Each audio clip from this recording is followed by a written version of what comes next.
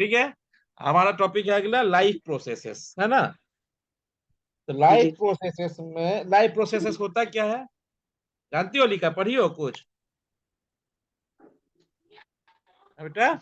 हम्म, जी बड़े क्या पढ़े बताइए तो। जो भी जैसे कि देखिए हर लिविंग थिंग, जो भी एक्टिविटी हम लोग करते हैं जिंदा रहने के लिए। नहीं नहीं नहीं नहीं, हर लिविंग थिंग लिविंग होता है। इसके लिए क्या क्या क्राइटेरिया होता है?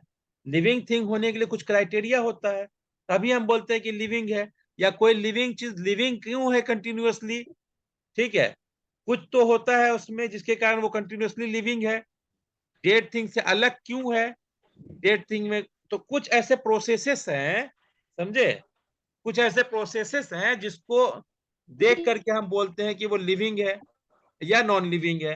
ठीक है, जैसे दौड़ रहा है आदमी, कुत्ता हाँफ रहा है, ठीक है, या कुत्ता सोया है तो वो आपको उसका पेट हिलता है, जानवर चबा रहा है, ये सब बोलते हैं। सोया हुआ है, सोया हुआ में भी जिंदा बोल देते हैं, कैसे उसे देखते हैं पेट हिल रहा है, सांस ले रहा है। पेड़ पौधा है, पेड़ पौधा हरा होता है तो हम बोलते हैं जिंदा है। कलरफुल पेड़ पौधा कैसे है, ग्रोथ करता है। तो ऐसे तो प्रोसेसेस होते हैं बहुत सारे। आदमी खाना खाता है, डाइजेस्ट करता है, बढ़ता है ना। तो ये सब प्रोसेसेस होते हैं जी जो डिस्टिंग्विश करता है लिविंग को नॉन लिविंग से। क्या करता है? लिविंग को नॉन लिविंग से डिस्टिंग्विश अलग करता है, यही है नॉन ना। लिविंग। तो वैसे प्रोसेसेस, अब जी प्रोसेसेस कैसे हो सकता है? बहुत सारे प्रोसेस होते हैं। कुछ प्रोसेस मल्टी सेल्युलर ऑर्गेनिज्म में ऐसा लेवल का होता है जो आंख से दिख जाता है, कुछ प्रोसेसेस आंख से नहीं दिखते हैं, है ना। जैसे मॉलिक्यूलर मूवमेंट्स है सेल में, सेल के अंदर मॉलिक्यूलर मूवमेंट होता है, ठीक है, तो वो आपको दिखता है? नहीं दिखता है, नहीं ना दिखता है। नहीं क्यों नहीं दिखता है? क्योंकि बहुत छोटा नहीं माइक्रोस्कोपिक लेवल पे है वो, है, या फिर मॉलिक्यूलर लेवल पे है तो ऐसे नहीं दिखेगा। जी तो वो, लेकिन वो मूवमेंट जरूरी है लिविंग बींग्स के लिए। जी जी अगर हाँ, जो मूवमेंट मॉलिक्यूलर मूवमेंट होता है, मॉलिक्यूल्स जानते हैं ना, छोटे छोटे जो, मतलब दो या दो से ज्यादा आइटम से मिलने से रिएक्शन करने से जो बनता है उसे मॉलिक्यूल्स बोलते हैं, है ना। हम्म, और हर सेल के अंदर जी मॉलिक्यूलर जी मूवमेंट होता है, मॉलिक्यूलर मूवमेंट होता है, ठीक है। तो उसी के कारण कोई चीज का जी लाइफ का मेंटेनेंस होता है, अंदर आपके रिएक्शन होता है तो प्रोटीन बनता है, कार्बोहाइड्रेट बनता है, फैट लिपिड्स बनता है, या कुछ आपको एनर्जी मिलता है, कुछ भी होता है, ये सब उन्हीं मॉलिक्यूलर मूवमेंट से कारण होता है। या मेंटेनेंस होता रहता है, बनता है कोई चीज से, जेल सेल मर गया तो नया निकल जाएगा। रिप्रोडक्शन होता है तो वो भी मॉलिक्यूलर डिवीजन होता है, समझे, ये होता है ना। जी हाँ, जी जी ये सब प्रोसेस ज्यादा है, मॉलिक्यूलर मूवमेंट ही सबसे ज्यादा ऐसा चीज है जो किसी लिविंग बीइंग्स को डिफाइन करता है। मॉलिक्यूलर मूवमेंट नहीं होगा तो लिविंग बीइंग को डिफाइन करना मुश्किल हो जाएगा। क्यों? कि कुछ आप हर एनिमल में हर चीज नहीं होता है। एक ऐसा कॉमन चीज होता है मॉलिक्यूलर मूवमेंट जो सभी लिविंग बीइंग्स में होता है। जो सबसे छोटा लिविंग बीइंग जिसको माना जाता है उसको वायरस को माना जाता है। क्या माना जाता है? वायरस को। वायरस। वायरस। वायरस वायरस को लिविंग भी बोला जाता है, कहीं कहीं नॉन लिविंग भी बोलते हैं कुछ लोग, ठीक है। तो लिविंग और नॉन लिविंग जी उसको भी, या ऐसे माना जाता है वो connecting link between living and non living है। मतलब कहीं पर भी नॉन लिविंग से कहीं ना कहीं तो लाइफ का शुरू हुआ होगा ना। ये वायरस ही था जी जहां से लाइफ का स्टार्ट हुआ, और कुछ बोलते हैं ये नॉन लिविंग है। तो क्यों? क्योंकि न सांस लेता है, न ग्रोथ करता है, न चलता है, समझे, अपने दम भी जी चलता भी नहीं है। तो फिर ये मॉलिक्यूलर मूवमेंट कैसे होता है? तो जैसे ये किसी सेल या किसी एनिमल प्लांट किसी भी सेल के कांटेक्ट में आता है, उसमें अटैच करके अपने मॉलिक्यूल को मूव करा देता है उसके अंदर, यहाँ तो मूवमेंट होता है ना। जी ये मॉलिक्यूलर मूवमेंट ही जो है लाइफ प्रोसेस। बहुत सारे प्रोसेसेस होते हैं लाइफ को मेंटेन करने के लिए, लिविंग बीइंग्स के को मेंटेन करने के लिए जो प्रोसेसेस चलते हैं उनको हम बोलते हैं लाइफ लाइफ प्रोसेसेस। प्रोसेस। ठीक है, तो आगे चलते हैं, अब हम लोग देखते हैं क्या क्या होता है और की किताब में क्या क्या है ना। तो लिविंग वर्ल्ड में अगर आप देखिएगा तो लिविंग वर्ल्ड क्या, वर्ल्ड में दो तरह के चीज होते हैं, बायोटिक एंड एबायोटिक। या तो लिविंग होगा या नॉन लिविंग होगा। हर चीज, कोई भी चीज या तो लिविंग होगा या तो नॉन लिविंग होगा, नॉन लिविंग। है ना। एक वायरस को छोड़ के जो उसके बीच का कनेक्टिंग लिंक है। तो नॉन लिविंग आप जानते हैं क्या क्या है, बताने की जरूरत है नहीं, है जरूरत बताने का। नहीं। Plants, animals, bacteria, fungus, protista, सारे इसको इसी लिविंग बींग्स को इसी 5 क्लास में क्लासिफाई किया जाता है। या तो वो प्लांट होगा, या एनिमल होगा, या बैक्टीरिया होगा, या फंगस होगा, या प्रोटिस्टा होगा, है ना। है प्रोटिस्टा क्या होता जी है? क्या, प्रोटिस्टा प्रोटिस्टा। होता है प्रोटोजोआ जैसा अमीबा, यूनिसेल्यूलर ऑर्गेनिज्म, ठीक है, जी उसको प्रोटिस्टा जी बोलते हैं, ठीक है। हैं? जी क्लेमाइडोमोनास, पैरामीशियम, ठीक है, ये सब प्रोटिस्टा जी में आता है। बैक्टीरिया, फंगस, एनिमल, यही 5 कैटेगरी में आते हैं लिविंग बींग्स। और नॉन लिविंग बींग्स तो आप किसी को भी बोल सकते हैं, पानी, आग, बिजली, कोई भी चीज है। बिजली तो एनर्जी है, एनर्जी भी एक तरह से नॉन लिविंग ही है ना। जी तो जी ये लिविंग, बायोटिक, बायोटिक टर्म बता दिए। बायोटिक कहीं भी आएगा तो सारे लिविंग बींग्स को, उस जगह के लिविंग बींग्स के लिए होता है। बायोस, बायोस होता है ना, लाइफ होता है ना, बायोस। और जी टिक लग जी गया तो उसके बाद बायोटिक मतलब, और किसी चीज में भी ए लग जाता है ना, उसका मतलब होता है वो नहीं। बायोटिक, एबायोटिक, है ना। एबायोटिक मतलब बायोटिक जी नहीं है। ए टर्म साइंस में जनरली जहां भी लगता है, उसका मतलब होता है नहीं होना, बताए ना। जैसे या ए जी एन लग जाएगा, एन, ए या एन। जैसे बी है, बी कॉन्सोनेंट है तो इसलिए एबायोटिक हो गया। अगर ए रहता है, एरोबिक है, एरोबिक का उल्टा एनेरोबिक होता है। हमेशा उल्टा हो जाता है, ए लगा देने से उल्टा हो जाता है, समझे। एडेरोब, है ना। जी माइटोसिस, ए माइटोसिस, सेल्यूलर, ए सेल्यूलर, तो वो नहीं है। ए लग जाने का मतलब होता है नहीं होता है, ठीक है। जी एबायोटिक का मतलब समझ जाएंगे ना, जी नॉन लिविंग। हाँ, तो जी अब आप, हम जानते हैं कैसे ये सब आप समझ गए हैं। लाइफ को जो ये देखिए, अब लाइफ प्रोसेसेस को क्या बोलेंगे। Earth happens to be only known planet having life, आप जानते हैं। अभी तक पूरे यूनिवर्स में हम लोग सिर्फ अर्थ को ही जानते हैं जहाँ लाइफ है। हो सकता है कहीं और होगा, लेकिन अभी तक कहीं खोजा नहीं जा सका है ना। Earth happens to be only known planet having life. जी there are beings who live, die and become part of nature again.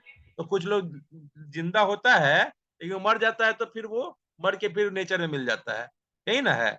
फिर मॉलिक्यूल्स में आ जाता है, डेड हो जाता है तो वो नॉन लिविंग हो जाता है ना। ठीक है।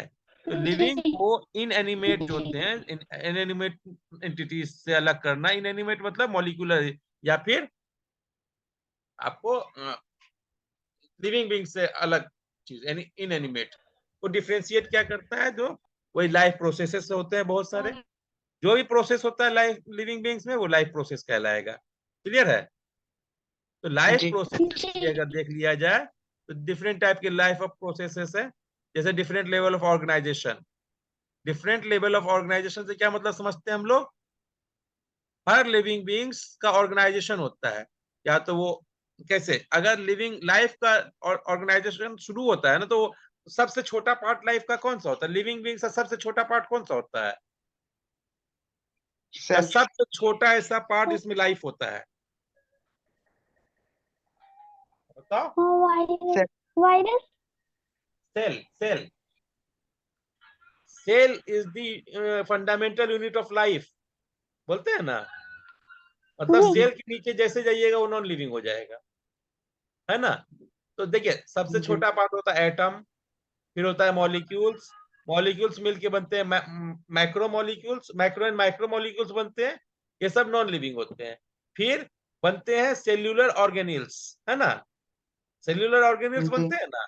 हाँ, तो जी सेल्यूलर ऑर्गेनिल्स भी जब तक सेल के अंदर रहेंगे लिविंग रहेंगे, सेल के बाहर नॉन लिविंग हो जाते हैं। तो सेल्यूलर ऑर्गेनिल्स बनाएगा सेल्स, है ना।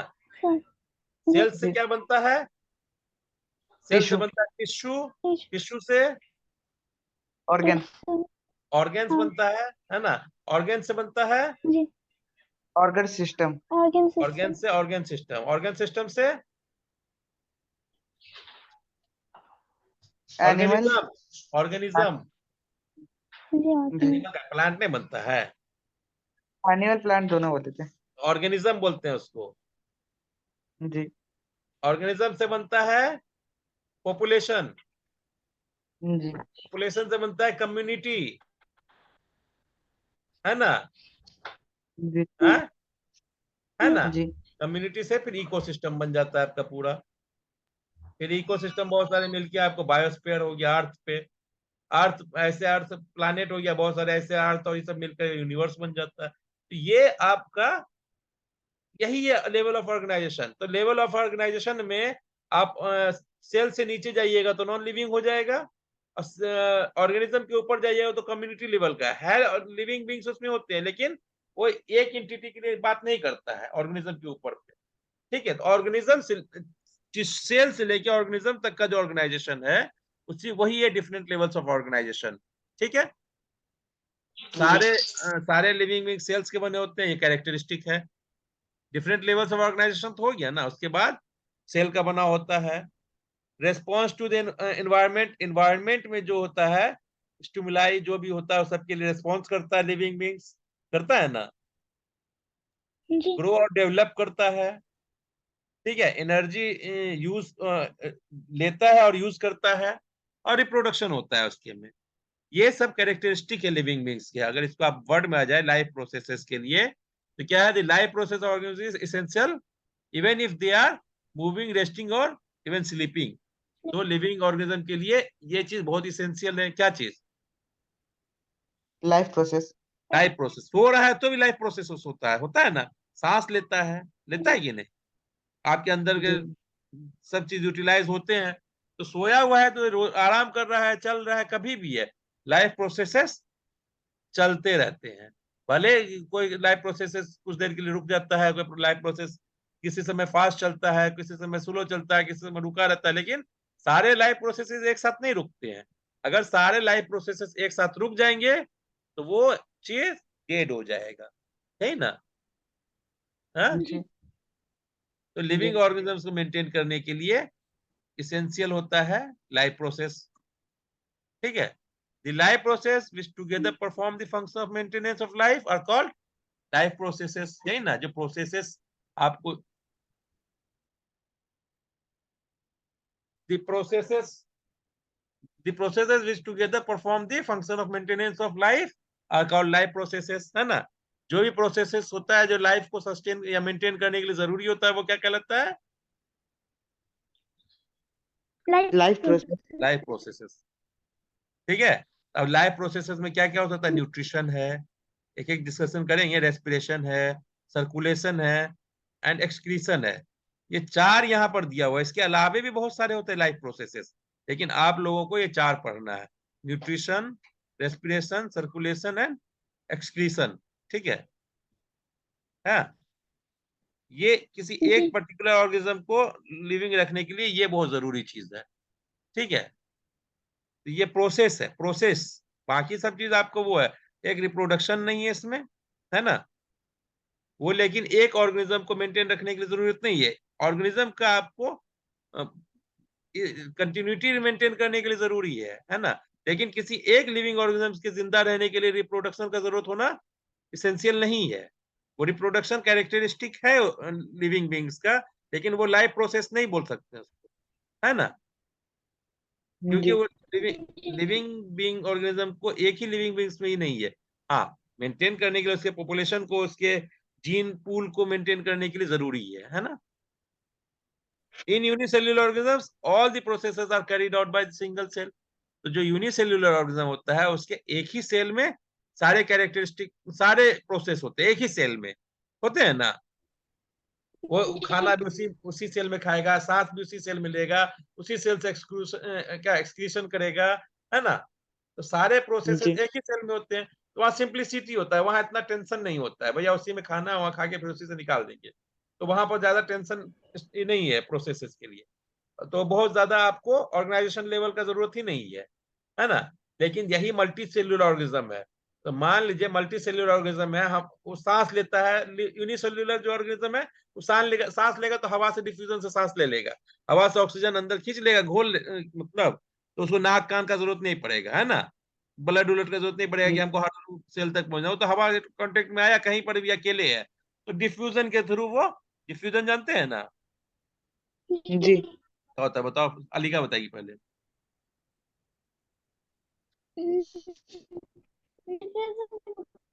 डिफ्यूजन होता है, बता बेटा डिफ्यूजन क्या होता है। Diffusion is a process in which the air moves from its its नहीं यार, higher diffusion is high a concentration प्रोसेस, to lower concentration. सिर्फ एयर नहीं है बेटा, diffusion is a process in which any molecules move from its higher concentration to its lower concentration area, ठीक है, moves from higher concentration area to lower concentration area, कोई भी molecule हो सकता है, ये सिर्फ आपको एयर ही नहीं है, एयर का हवा है, पानी है, कोई मॉलिक्यूल्स हो सकते हैं, ठीक है, जी। अपने हायर कंसंट्रेशन से लोअर कंसंट्रेशन की तरफ जाता है, अपने, दूसरे के नहीं, अपने हायर कंसंट्रेशन से, है ना।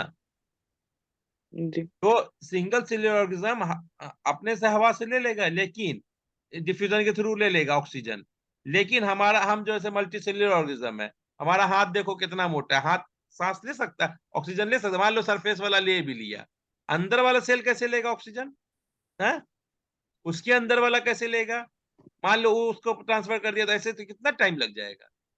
इसके लिए हमारे अंदर जो है प्रोसेस शुरू है, क्या ट्रांसपोर्टेशन के लिए हमारे में क्या ब्लड सिस्टम है, रेस्पिरेटरी सिस्टम है ना, सांस लेंगे फेफड़ा में जाएगा, वहां ऑक्सीजन घुलेगा, कार्बन डाइऑक्साइड निकलेगा ब्लड से, फिर वो ब्लड जाएगा हार्ट में, हार्ट फिर पंप करेगा, सब सेल्स में जाएगा, सेल्स के पास जाके वो ऑक्सीजन दे देगा, वहां डिफ्यूजन से ऑक्सीजन सब सेल ले लेगा, तो ब्लड का ही काम है, फिर वहां से सारे सेल्स से कार्बन डाइऑक्साइड लेगा, वो ब्लड ब्लड लाके हार्ट में आएगा, हार्ट लंग्स में भेजेगा, लंग्स फिर उसको साफ प्योरीफाई कर देगा, वहां से कार्बन डाइऑक्साइड निकाल देगा और ऑक्सीजन खोल देगा, ये प्रोसेस चलता है, आपका ट्रांसपोर्टेशन कहलाता है। तो लिविंग बीइंग जो मल्टी सेल्यूलर हो जाएगा, उसमें प्रोसेस थोड़ा कम्प्लेक्स होता है ना, जी। है ना, रेस्पिरेशन होता दोनों में है, लेकिन एक के लिए ट्रांसपोर्टेशन सिस्टम भी चाहिए होगा, जिसको सर्कुलेटरी सिस्टम भी बोलते हैं हम लोग, बोलते हैं ना सर्कुलेशन हो रहा है, हाँ? जी। जी। तो सर्कुलेटरी, तो इसलिए लिविंग बीइंग्स में थोड़ा यूनिसेल्यूलर और मल्टी सेल्यूलर जो है उसमें वेल डेवलप्ड सिस्टम होता है, तो कॉम्प्लेक्स सिस्टम किसमें होगा, मल्टी सेल्यूलर में, और यूनिसेल्यूलर में सिंपल सिस्टम होगा, होगा कि नहीं, एक जी। प्रोसेस होगा, रेस्पिरेशन न्यूट्रिशन सबका उसमें होगा, एक्सक्रीशन का भी होगा, सर्कुलेशन अंदर में भी उसका जो है सर्कुलेशन होता है, अगर सेल के अंदर चला गया वहां भी रोटेशन होता रहता है सेल में, है ना, है, होता है कि नहीं, सेल में माइटोकॉन्ड्रिया से, जी। इसमें से साइटोप्लाज्म में जाएगा, साइटोप्लाज्म में एंडोप्लाज्मिक रेटिकुलम में जाएगा, कहीं ऐसे मूवमेंट होता रहता है हर चीज का, है कि नहीं। जी। लाइफ प्रोसेसेस अगर हम मल्टी सेल्यूलर ऑर्गेनिज्म में देखें मल्टी सेल्यूलर क्या सभी में, कुछ चीजें मल्टी सेल्यूलर में कम्प्लेक्स होता है और यूनिसेल्यूलर में तो सिंपल होगा, न्यूट्रिशन, न्यूट्रिशन सिंपल होगा यूनिसेल्यूलर में, लेकिन कम्प्लेक्स होगा मल्टी सेल्यूलर में, और मल्टी सेल्यूलर में भी बहुत तरह के होंगे, प्लांट में अलग तरह का है, एनिमल में अलग तरह का है ना, ठीक है, फंगस में अलग तरह का है, ओके, फिर ट्रांसपोर्टेशन जी। है, बताएं कि एक जगह से दूसरी जगह ले जाना, कैरी करने के लिए, रेस्पिरेशन है, सांस लेना, ऑक्सीजन लेना, कार्बन डाइऑक्साइड करना, एनर्जी प्रोड्यूस करना, जो हम काम करते हैं रेस्पिरेशन का काम होता है, एक्सक्रीशन है, तो हम जब खाना खाते हैं पीते हैं जो एक्स्ट्रा बच जाता है, जो बेकार होता है, उसको बाहर निकालने का प्रोसेस कहलाता है एक्सक्रीशन, रिप्रोडक्शन भी एक प्रोसेस है, लाइफ प्रोसेस, जिससे लिविंग अपने, जैसे लिविंग बींग्स को बना के अपने जीन पूल को कांस्टेंट बचाते हैं, है ना, अपने आबादी को बचाते हैं, अगर रिप्रोडक्शन नहीं होगा तो एक्सटिंक्ट हो जाएगा ना कोई भी चीज, ऑर्गेनिज्म, जी। हाँ, मेटाबॉलिज्म है, जी। मेटाबॉलिज्म किसको बोलते हैं, मेटाबॉलिज्म में कैटाबॉलिज्म और एनाबॉलिज्म के दोनों को मिला के बोलते हैं, कैटाबॉलिज्म है लार्ज मॉलिक्यूल का टूट के छोटे मॉलिक्यूल का बनना, है ना, लार्ज मॉलिक्यूल का टूट के छोटे मॉलिक्यूल में बनना आपको एनाबॉलिज्म कहलाता है, और कैटाबॉलिज्म का, सॉरी, कैटाबॉलिज्म कहलाता है टूटना, और एनाबॉलिज्म है छोटे छोटे मॉलिक्यूल्स का मिलके बड़े मॉलिक्यूल्स बनना, ये कहलाता है एनाबॉलिज्म, और ये दोनों मिलके गेट, एनाबॉलिज्म और कैटाबॉलिज्म साथ में मिलके मेटाबॉलिज्म कहलाता है, तो बॉडी के बनना, एनर्जी के लिए सब प्रोसेस जरूरी है मेटाबॉलिज्म का, है ना, ये सब प्रोसेसेस के नाम है। जी अगर इसमें देखिएगा तो कैरेक्टरिस्टिक ऑफ लिविंग ऑर्गेनिजम्स में क्या क्या कैरेक्टरिस्टिक है लिविंग बीइंग का, ये कैरेक्टरिस्टिक है। प्रोसेस जो है बोल भी सकते हैं रेस्पिरेशन, ये कैरेक्टरिस्टिक है ना। ग्रोथ जी है कैरेक्टरिस्टिक, ग्रोथ एंड डेवलपमेंट भी बोलते हैं कभी जी कभी, growth and development he generally बोलते हैं। रिप्रोडक्शन है, न्यूट्रिशन है, मेटाबॉलिज्म है, सेल्यूलर ऑर्गेनाइजेशन बता दिए थे, समझ में आया था cellular organisation. Response to external stimuli, जी बाहर गर्म है तो आपका पसीना निकलता है बॉडी कूल करने के लिए, ये एक तरह का रेस्पॉन्स हो गया एक्सटर्नल स्टिमुलाई की गर्मी के प्रति। ठंडा है तो बॉडी कपकपी छूटता है ना आपको, बॉडी में ठंडा लगता है तो है? जी क्यों कपकपी छूटता है, कभी जी सोचे हैं? ठंडा लगता है तो कपकपी क्यों छूटता है?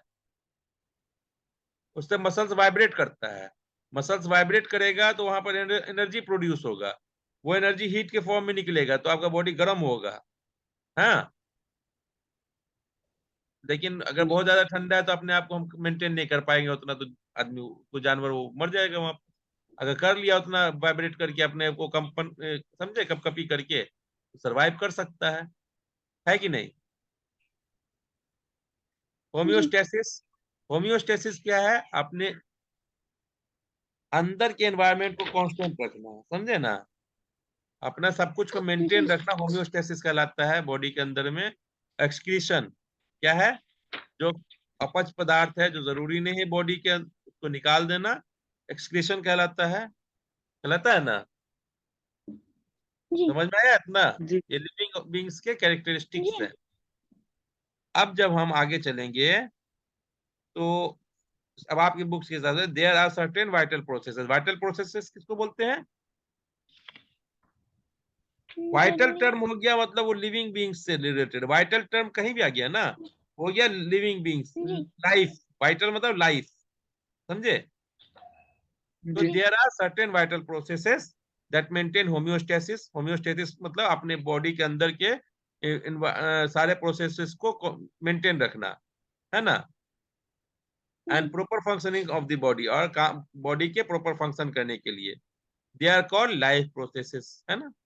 These processes ji continue to occur even when we are sleeping or not performing any action। हम आराम से लेटे हुए हैं, सोए हुए हैं, तो भी ये प्रोसेसेस चलता है ना। मेटाबॉलिज्म, रेस्पिरेशन, न्यूट्रिशन वाला काम सब होता रहता है। These processes are essential for all living organisms। ये सभी लिविंग बीइंग्स के लिए, सारे लिविंग, चाहे यूनिसेल्यूलर हो चाहे मल्टी सेल्यूलर हो, वो सभी के लिए होता है। भले तरीका अलग अलग होता है, ठीक है ना, लेकिन होता सब में है। तो जैसे क्या है, life processes are nutrition, nutrition एक लाइफ प्रोसेसेस है। फोटोसिंथेसिस उसी का पार्ट है, फोटोसिंथेसिस लिविंग से प्लांट में होता है, एनिमल में नहीं होता है। ट्रांसपोर्टेशन, जी metabolism, respiration, reproduction and excretion, ये सब लाइफ प्रोसेसेस है जो हर ऑर्गेनिज्म में होता है, ठीक है। ग्रोथ, सबसे पहले ये आप लोगों को नहीं पढ़ना है, ठीक है, लेकिन आप जान जाइए एक चीज, ग्रोथ किसको बोलते हैं? अ, जब किसी बॉडी में मेटाबॉलिज्म होता है और उसका साइज चेंज इंक्रीज होता है। मेटाबॉलिज्म का जरूरत ही नहीं है, किसी चीज का साइज का इंक्रीज होना, उसमें कोई नया चीज का निकलना नहीं होगा, सिर्फ साइज का निकलना होगा। साइज देख रहे हो, पौधा है, पौधा छोटा है फिर बड़ा हुआ बड़ा हुआ बड़ा हुआ, हुआ ना, ये ग्रोथ है। बच्चा था, उससे बड़ा हुआ, उससे बड़ा हुआ, बड़ी हो गई और बड़ी हो गई ना। तो ये जी जी साइज में 10 मिनट में बंद होगा, फिर हम लोग जुड़ेंगे। ये साइज बढ़ रहा है, साइज, हर चीज वैसे ही है। ये नहीं कि कोई नया हाथ निकल गया, नया कान निकल गया, वो ग्रोथ नहीं होता है, ठीक है। हाथ पैर नाक कान का निकलना ग्रोथ नहीं है, वो उसका साइज बढ़ना ग्रोथ होता है। तो ये निकलना क्या कहलाता है? कोई चीज नहीं है वो बन गया, वो कहलाता है डेवलपमेंट। क्या कहलाता है ना। डेवलपमेंट डेवलप तो growth is defined as irreversible constant increase in the size of an organ or even individual cell। तो कोई सेल का या कोई ऑर्गेन का या किसी ऑर्गेनिज्म का इरिवर्सिबल, इरिवर्सिबल मतलब जो नहीं वापस जाए, बढ़ गया ग्रोथ हो गया, है ना, तो वो इरिवर्सिबल जी कांस्टेंट इंक्रीज इन साइज कहलाता है Growth. ग्रोथ। तो growth refers to increase in mass and size of the body. किसी का मास भी बढ़ाएगा और साइज भी बढ़ाएगा, है ना, जी है कि नहीं? जी जी Put differently, growth is the most fundamental characteristic of living bodies, accompanied by various metabolic processes that take place at the cost of energy. Body energy खर्च करके मेटाबॉलिक प्रोसेसेस के थ्रू जो है सबसे फंडामेंटल कैरेक्टरिस्टिक होता है living beings का, वो होता है ग्रोथ। और इसके लिए वो मेटाबॉलिक प्रोसेसेस करता है और एनर्जी भी खर्च करता है ना, ग्रोथ के लिए। जी ठीक है, और सबसे बेसिक फंडामेंटल कैरेक्टरिस्टिक है ये। ठीक है, प्लांट का सीड जर्मिनेट करके आपको, सीड जब जर्मिनेट करके प्लांट बनता है तो सीड में प्लांट का लीफ उफ नहीं रहता है, तो सीड पहले डेवलप किया प्लांट में। ठीक है, फिर जब प्लांट छोटा निकल गया तो वहां से शुरू हो जाता है आपका ग्रोथ, है कि नहीं? जी हाँ, जी तो वो डिस्क्रीट चेंजेस होता है। क्या? तो in the biological terms there are minute difference between the terms growth and development. Growth and development में समझ में आया डिफरेंस आपको? जी जी हाँ, ग्रोथ और डेवलपमेंट में फर्क है। हाँ, फर्क है, समझ में आया आपको ग्रोथ एंड डेवलपमेंट में फर्क? जी आ गया। क्या बताइए? ग्रोथ जो होता है वो मास या फिर साइज का, बॉडी के साइज पे डिपेंड करता है। और पेन फिर में बढ़ाता है, वो, हाँ। हाँ। और और ग्रोथ और डेवलपमेंट, और डेवलपमेंट जैसे कि हम लोग का स्ट्रक्चर को जैसे हम चेंज लोग का कर देता है, कान, स्ट्रक्चर को चेंज कर हाँ, देता है। स्ट्रक्चर को चेंज कर। Structure, change in structure of any living beings is known as. अब डेवलपमेंट में क्या, एक यूनिसेल्युलर आपका एम्ब्रियो था, उससे प्लांट बन गया, तो वो चेंज हो गया ना, नया पार्ट बन जाना जी डेवलपमेंट कहलाता है ना। जैसे कोई सिटी का डेवलपमेंट कब होता है? सिटी ग्रो कर रहा है, तो सिटी ग्रो कर रहा है मतलब बिल्डिंग बन रहा है। लेकिन डेवलपमेंट क्या है, कोई नया चीज आ गया वहां पर, डेवलपमेंट हुआ ना। रेलवे था नहीं, रेलवे आ गया, डेवलप हो गया सिटी। बिल्डिंग पे बिल्डिंग बन रहा है, तो एक ही बिल्डिंग को बढ़ाते जा रहे तो ग्रोथ कर रहा है। डेवलप कब करता है, जब नया चीज होता है। ठीक है, जी तो development is the process where a particular organism not only grow physically but acquire mental and physiological growth as well, है ना। के जी तो ग्रोथ है, आप लोगों को पढ़ना नहीं है फिर भी देख लीजिए। Term is used purely physical sense, वो फिजिकल सेंस में बोला जाता है, और ये हर सेंस में बोला जाता है ना। Change in the quantitative aspect and change in qualitative aspect है। देखिए टैडपोल है, टैडपोल का आपको डेवलपमेंट हुआ, मेटामॉर्फोसिस होके जो ऐसे बना, फिर फ्रॉग बन गया, फिर फ्रॉग एग बन गया। ये क्या प्रोसेस है? डेवलपमेंट।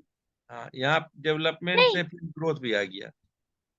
नहीं, फ्रॉग फ्रॉग ही बड़ा होता जाएगा, डेवलपमेंट है बेटा। एग से डेवलप हुआ टैडपोल में, टैडपोल से मेटामॉर्फोसिस हो गया, फिर ऐसा बना, क्योंकि चेंज हो रहा है ना कुछ स्ट्रक्चर में इसके। जी हाँ, जी हाँ, एग डेवलप करता है, एग ग्रो करेगा तो एग बड़ा हो जाएगा, लेकिन जब एग डेवलप करेगा तो टैडपोल बन जाएगा। ठीक है, जी उसी तरह सीड डेवलप करता है प्लांट में, development of seed into plant. अब फिर प्लांट जो है ग्रो करता है तो बड़ा प्लांट में हो जाता है। छोटा प्लांट बड़े प्लांट में डेवलपमेंट नहीं होता है, छोटा प्लांट बड़े प्लांट में ग्रो करता है, लेकिन सीड डेवलप करता है प्लांट में, है ना। क्लियर है? जी जी जी ये रिप्रोडक्शन है। रिप्रोडक्शन है कि अपने ही जैसे लिविंग बीइंग्स को जनरेट करना, यही होता है ना, प्रोड्यूस करना, है कि नहीं? या अपने जैसे इसको रिप्रोड्यूस करना, प्रोड्यूस कर रहा है। जैसे एनिमल, एनिमल को अपना बंदर, बंदर का बच्चा किया। तो रिप्रोडक्शन दो तरह के होते हैं, कौन कौन? सेक्सुअल और सेक्सुअल। हाँ, तो ये तो पढ़ाए भी थे ना, बताए भी थे।